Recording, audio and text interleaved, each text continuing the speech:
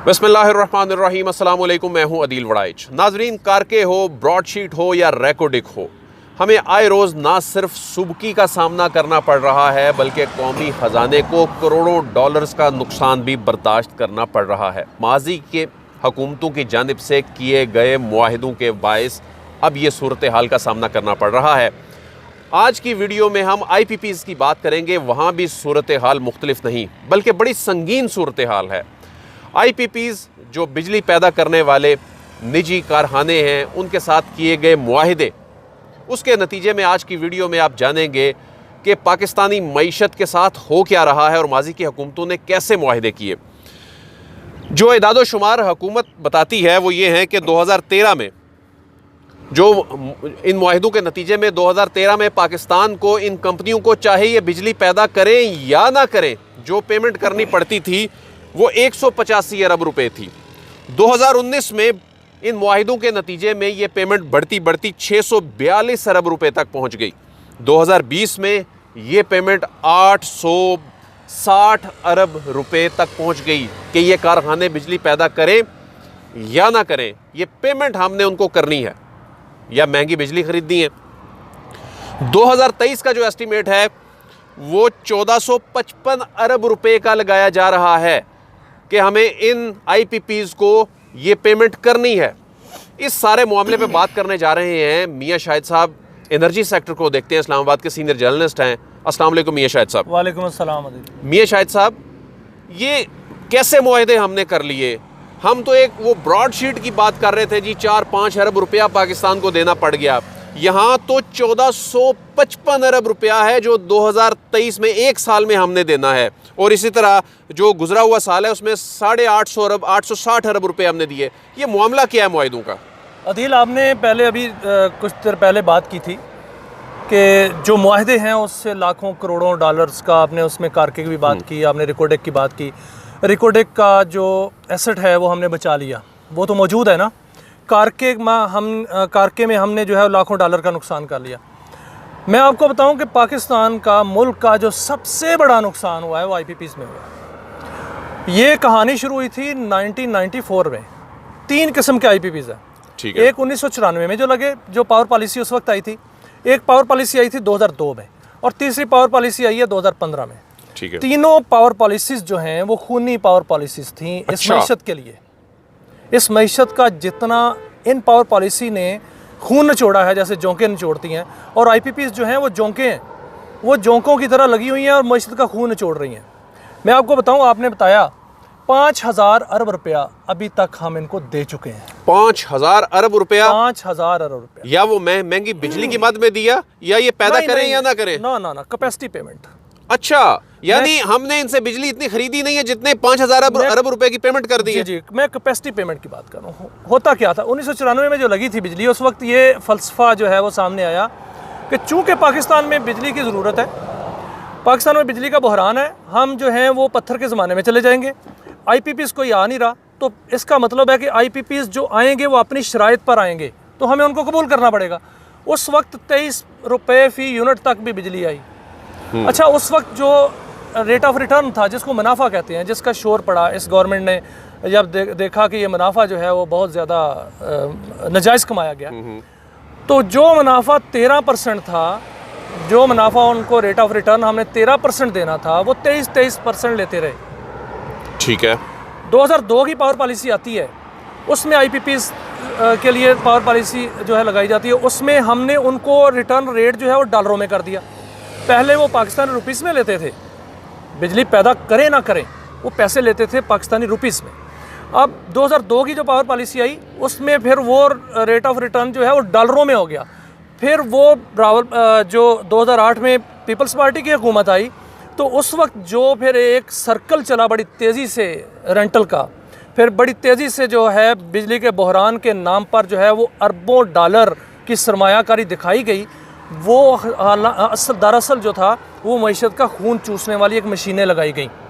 मैं आपको बताऊं कि आपके ग्राउंड पर ज़मीन ही नहीं थी और उनको एडवांस रकम पे कर दी गई। देखिए नाजरीन, ये कितना बड़ा जुल्म ये कौमी खजाने के साथ मियां साहब ये जुल्म हो रहा है। वहाँ कोई पावर प्लांट और नहीं ये था। खून चूसने वाली मशीनें, अब इनसे छुटकारा कैसे पाना है? ये तो हमारे जो टैक्सेस से अरबों रुपया जा ही जा रहा है और हम इनसे बिजली लें या ना लें। देखें अदील, मैं आपको बताऊं, इस वक्त हमारी जो इंस्टॉल्ड कैपेसिटी है वो 33,000 मेगावाट।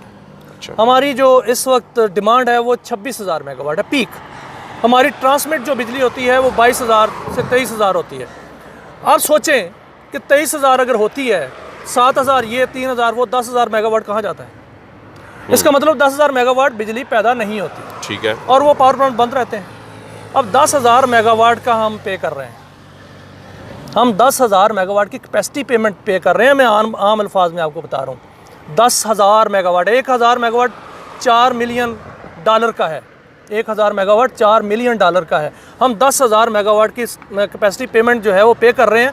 तो फिर ये कहा जाता है बिजली महंगी होती है, इसलिए बिजली महंगी होती है। फिर ये कहा जाता है कि बिजली पर जो है वो एडजस्टमेंट जो है लगती है, इसलिए लगती है क्योंकि फ्यूल प्राइस एडजस्टमेंट हो, बिजली का जो है वो कीमतें बढ़ें, यूनिफॉर्म टैरिफ बढ़े, या एडजस्टमेंट लगे, या माहाना फ्यूल एडजस्टमेंट हो।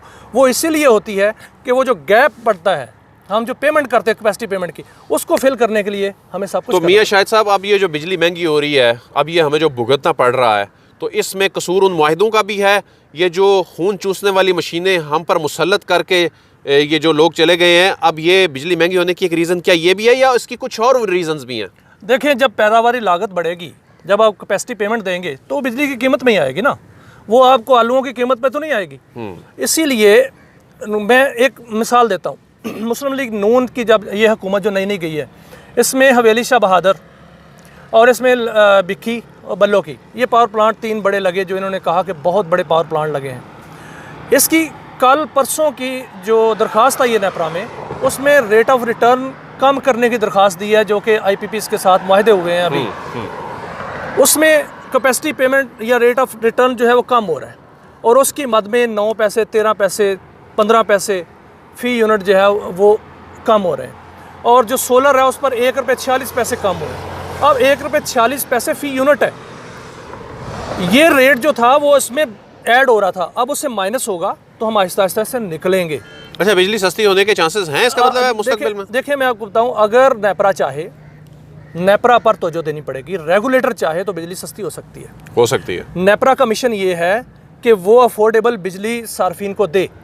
अगर वो इनसे नेगोशिएशन करे और इनका हिसाब किताब बराबर रखे जो हमारे पावर प्लांट्स हैं, तो बिजली सस्ती हो सकती है। अच्छा मियां शाहिद साहब, ये बताएं कि ये जो मौजूदा हुकूमत ने MOU साइन किए हैं IPPs के साथ, और वो जो डॉलर वाली शर्त थी वो ख़त्म की, और उसमें बहुत सी ऐसी चीज़ें थी कि प्लांट चले या ना चले रकम देनी पड़ेगी, तो ये MOUs अब आगे मुआहिदों में कन्वर्ट होने जा रहे हैं।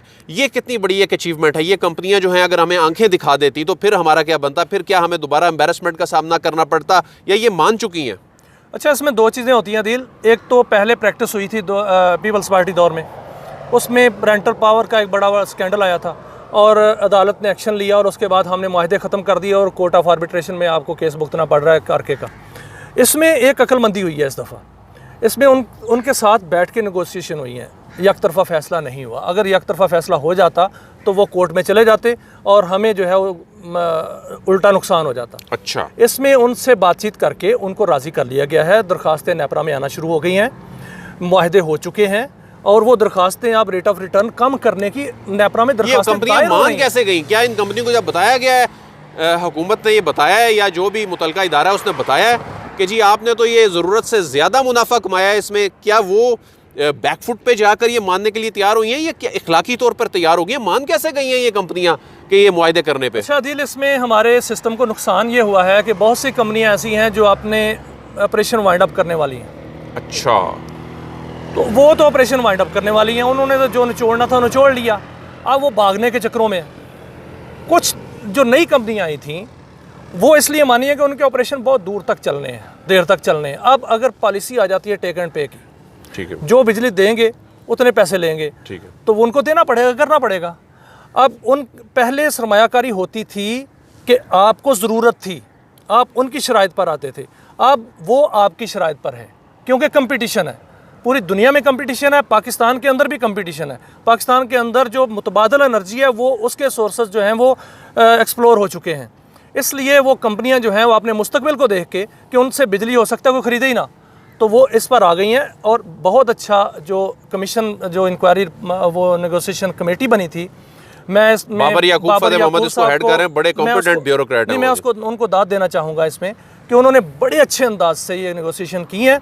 और आप देखें कि आप नेपरा की साइट पे जाएं, नेपरा की वेबसाइट पे आपको दरखास्तें मिलेंगी जो कि नेपरा में दायर की गई हैं, अब उनकी समाअत होगी और रेट ऑफ रिटर्न कम होगा और आइंदा जो बिजली की पैदावार है वो कम होना शुरू हो जाएगी। उनकी पैदावारी लागत जब कम होगी तो उस पर टैक्सेस की शरह कम होगी और बिजली सस्ती होना शुरू हो जाएगी।